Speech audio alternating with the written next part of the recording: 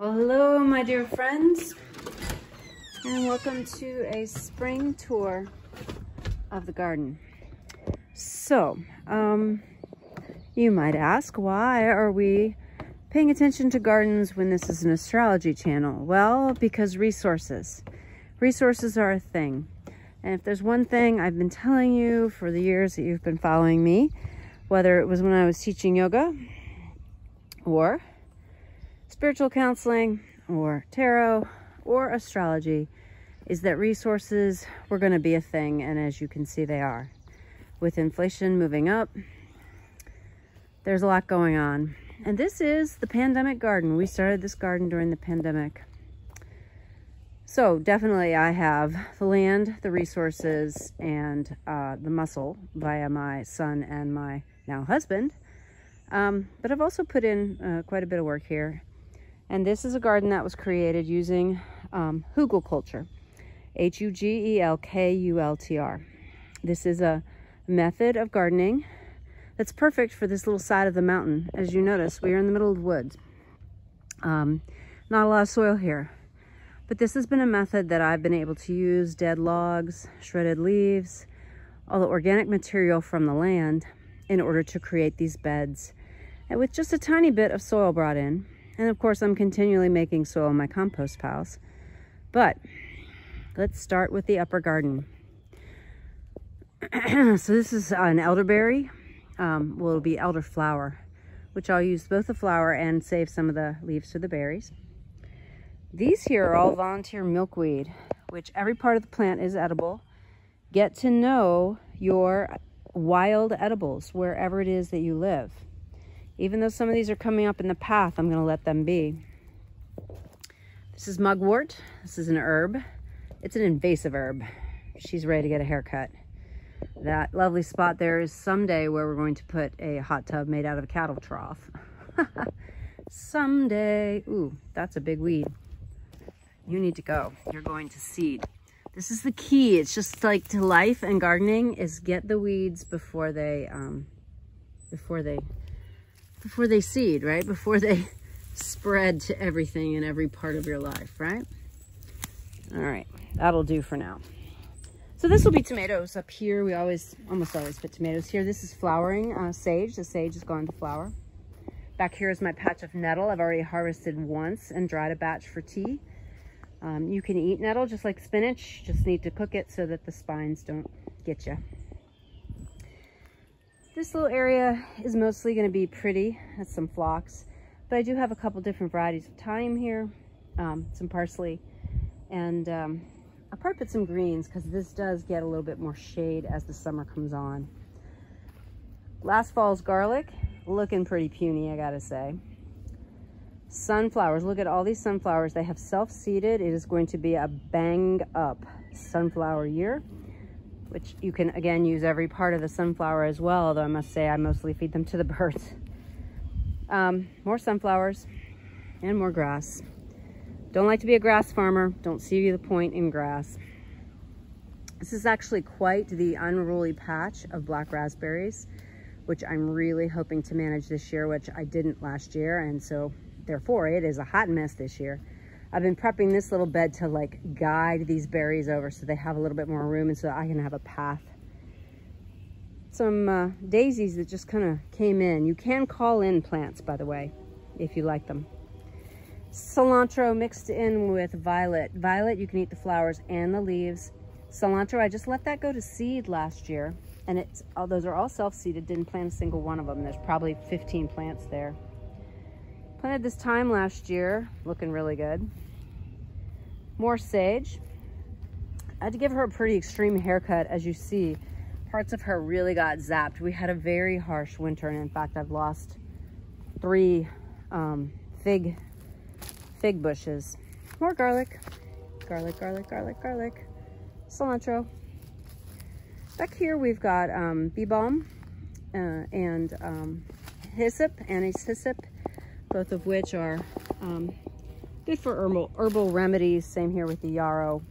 This little area is kind of my gardening no man's land, so I need to pay more attention to this. This is corn salad, which is going to seed I only planted that one year, and now I just always let a few of the plants go to seed, and it shows up in the most amazing places in the garden.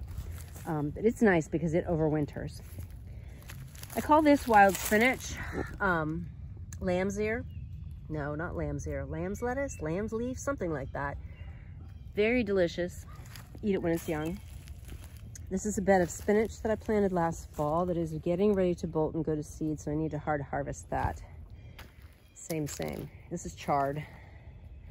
Got some radishes, a little bit of spinach, and the strawberries have gone absolutely bonkers. I don't know if you can see in here.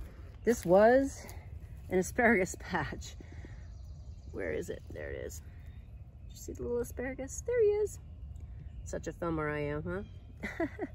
But the strawberries are taking over, so I may have to do some weeding this once they produce, because this is out of control.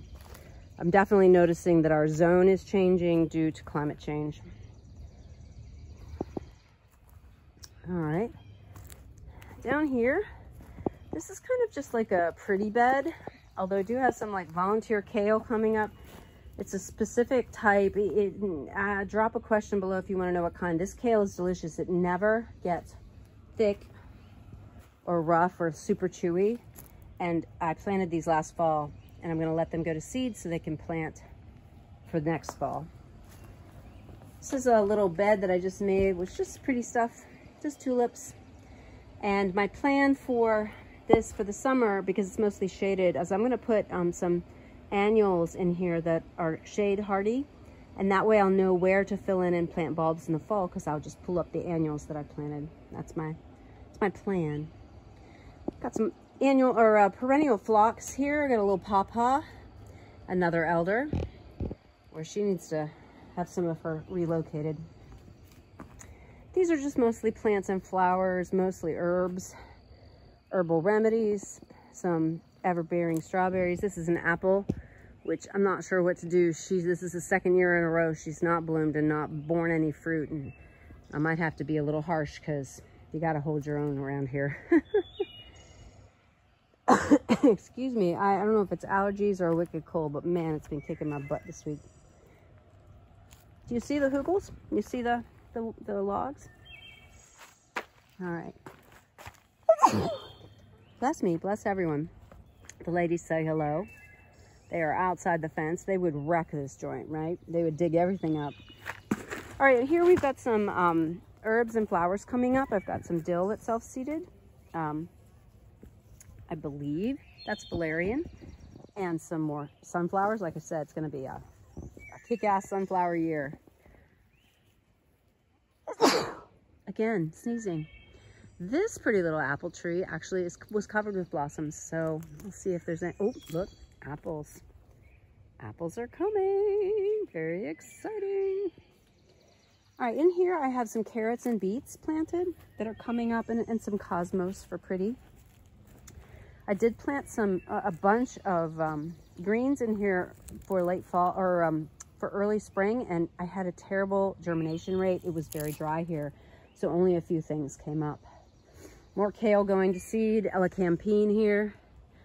I think this will be mostly beans. Usually along here I have some tomatoes. I've got some fennel that overwintered. The peas are blooming, very exciting. More kale. I do love this kale. I mean, these leaves are so nice and thin. They aren't chewy like regular kale. And then I've got some radishes here, which we've been enjoying. They've been delicious. If you remember last year's bed, we made this bed last winter. It was very productive. We are looking forward to more flowers here. Growing beans on this pole, and also some tomatoes. I tried potatoes. I have not had good success with potatoes. Anybody who has potato hints, it gets too hot and dry here, and we have a lot of rodent damage. But I'm also hoping to make this quite a few hot peppers. I think this might be my hot pepper bed here, my little heart-shaped bed. It pretty much gets continuous sun. And you'll see I planted some beautiful little chives because I love child blossoms in salads in the spring. It just gives that tiny little hint of oniony flavor and beautiful color. Look at all these sunflowers. These are all self-seeded. Like I said, it's going to be the year of the sunflower. Walking onions, which are perennial. I can harvest these all year round, which are great.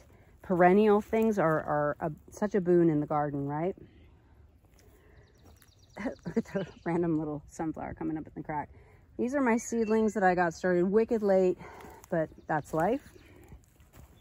Here again, more sunflowers. I appear to only have one amaranth self-seeded, so I'm gonna have to plant some more amaranth.